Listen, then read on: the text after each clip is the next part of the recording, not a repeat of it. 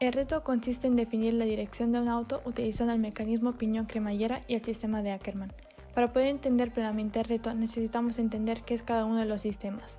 El sistema de Ackermann es un sistema que une las llantas directrices del automóvil a través de ejes, utilizado por su eficacia logrando que los giros sean más seguros y estables. Ergo, es utilizado en la industria ya que es de fácil entendimiento y consiste en una simple construcción. Según Vera Burgos P. y Ramos Villasagua, el sistema de Ackermann es una herramienta indispensable para el funcionamiento de todos los dispositivos con ruedas.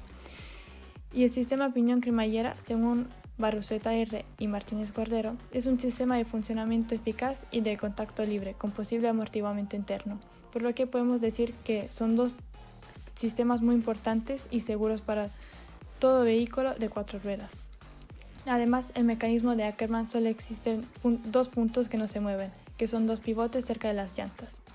El sistema de piñón-cremallera es un conjunto de mecanismos que transforma el movimiento rotacional a translacional a través de una rueda dentada llamada piñón, que se mueve sobre una tira dentada, también conocida como cremallera. Para poder predecir el movimiento, entonces, usaremos ecuaciones vectoriales, que describen qué tanto giran los componentes dependiendo de los ángulos. Para poder resolver estas ecuaciones nos ayudaremos con herramientas externas como lo son MATLAB, Excel y SolidWorks. Para poder modelar de manera correcta el movimiento de un vehículo es necesario que conozcamos cómo funcionan los mecanismos que hay dentro del mismo. Al girar θ grados el volante, girará también θ grados el piñón. Ese desplazamiento angular del piñón se convertirá en desplazamiento lineal en la cremallera. Esto se conseguirá mediante la siguiente relación. S es igual a Rθ por pi entre 180 grados, donde pi entre 180 grados es una constante que transforma el desplazamiento angular en grados a radianes, y R es el radio del piñón. Esto obtendrá un desplazamiento S que será añadido a la cremallera en caso de que se realice un movimiento. El mecanismo de Ackermann posee 4 vectores que lo definen. Los nombramos R1, R2, R3 y R4. R4 es un vector que conecta los únicos dos puntos fijos del mecanismo, el pivote y el origen. R1, R2 y R3 son las articulaciones del mismo y tienen medidas fijas. Se pueden observar en la siguiente tabla. Teniendo en cuenta estas constantes, se podrá determinar los dos ángulos θ2 y θ3 que se observan en el diagrama. Esos ángulos serán importantes porque son esenciales para poder calcular qué tanto se moverán las llantas. Con las constantes conocidas del mecanismo de Ackermann se podrá determinar tanto el valor de θ2 como θ3. Mediante el uso de métodos numéricos para resolver el sistema de ecuaciones se llegará a un resultado, obteniendo el valor de θ2 y θ3. θ3 resultará fundamental para calcular cuánto han girado las llantas. Esto se debe a que las llantas girarán exactamente una cantidad de grados θ6. Este θ6, que es un nuevo ángulo que nosotros hemos definido, se obtendrá mediante el ángulo θ3 cuando se encuentre el mecanismo en reposo, es decir, cuando ambas llantas apunten en una misma dirección, que es un ángulo fijo y una constante del mecanismo, y a ese ángulo, θ3 en reposo, se le restará el ángulo θ3 que se posea en ese momento. De esta manera se determinará qué tanto está girada la llanta, es decir, se obtendrá la magnitud de θ6. Con la magnitud de θ6 podremos observar que ambas llantas tienen una magnitud diferente para θ6, es decir, la llanta izquierda no posee el mismo θ6 que la llanta derecha. Tras haber obtenido θ6 y haber definido qué tanto giran las llantas al mover el volante, podemos observar al coche como un objeto en sí mismo. Al coche lo afectan distintas fuerzas. La fuerza del motor es una fuerza que lo impulsa hacia adelante, hacia la dirección en la que está conduciendo. Esa fuerza del motor va a ser igual a un torque que pase por las transmisiones, es decir, que se multiplique por ciertos factores especificados por la manufacturadora y dividido entre el diámetro de las llantas en este caso. Eso nos dará el valor de la fuerza del motor. A la fuerza del motor se le deberá de restar la fuerza de arrastre del aire.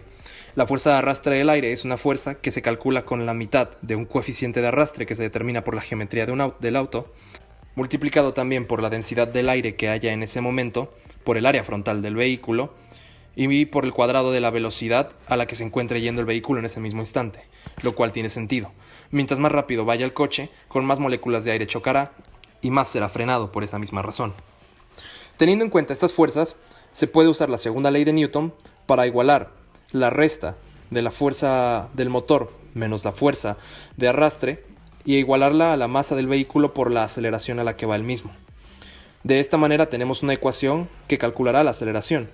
Es decir, que restándole la fuerza del motor la fuerza de arrastre y dividiéndola entre la masa del vehículo se obtendrá una aceleración.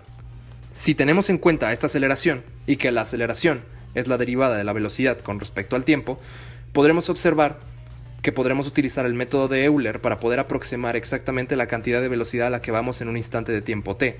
Y no solo eso, sino que podremos calcularlo también en un instante de tiempo t más delta t. Es decir, podremos calcular en tiempos futuros a qué velocidad iremos, mediante aproximaciones numéricas.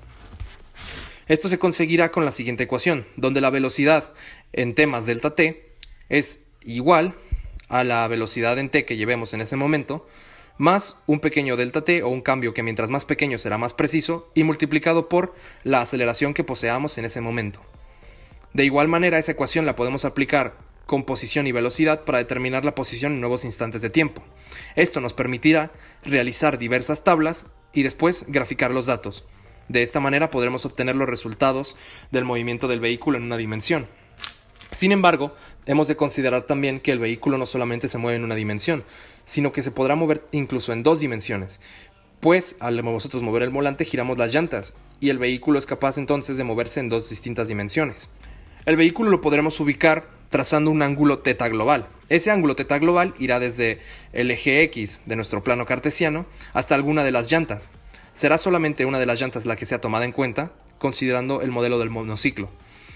Este θ global se calculará con el θ6 que tengamos en ese momento, más el acumulado del θ global que llevemos. Es decir, es una suma sucesiva de la cantidad de grados que nosotros giremos las llantas. De esa manera obtendremos el θ global y podremos saber exactamente cuánto está girando un vehículo que se mueve en dos dimensiones. Si tenemos el θ global, vamos a poder partir en componentes nuestros diferentes vectores, como por ejemplo la fuerza del motor, cuya componente en X será ahora la magnitud de la fuerza del motor por el coseno de θ global. Análogamente, su componente en Y va a ser igual a la magnitud por el seno de θ global. De esta manera podremos separar en componentes todas las magnitudes que poseemos y se podrá graficar de mejor manera el movimiento en 2D. Las ecuaciones de Euler aplican de la misma manera para los componentes en X como para las componentes en Y, porque hay que recordar que el movimiento en una dirección es independiente del otro. De esta manera se cumplirá el objetivo de la investigación que estamos realizando en este momento y podremos modelar correctamente el movimiento de un vehículo. Tras haber desarrollado un algoritmo de MATLAB de aproximadamente 700 iteraciones para obtener diferentes tablas de valores para el McLaren 720, se han utilizado estos datos para tener una idea de cómo evoluciona el movimiento si se cambian las velocidades y si se tienen en cuenta factores como la resistencia del aire. Cabe aclarar que al realizar un gran número de iteraciones, el método de Euler es cada vez más erróneo, por lo que los datos que se encuentran más alejados de cero son muchísimo menos exactos, pero sirven para darse una idea general de cómo cambian las gráficas con el tiempo.